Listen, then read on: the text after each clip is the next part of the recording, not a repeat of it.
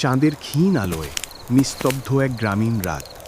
চারপাশে হালকা কুয়াশা ভাসছে। ছোট্ট এক ছেলে পুরনো বাঁশের বেড়ার পাশে দাঁড়িয়ে আছে, হাতে কাঁপতে থাকা লণ্ঠন।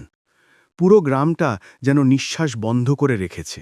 মা বলেছিল, ওই পুরনো কুয়োর ধারে যাস না কখনো। কিন্তু সেই রাতেই ছেলেটি চুপি চুপি বেরিয়ে পড়ল। কুয়াশার ভেতর পথটা অচেনা, বটগাছগুলোর ছায়া যেন নড়ছে তার সাথে সাথে।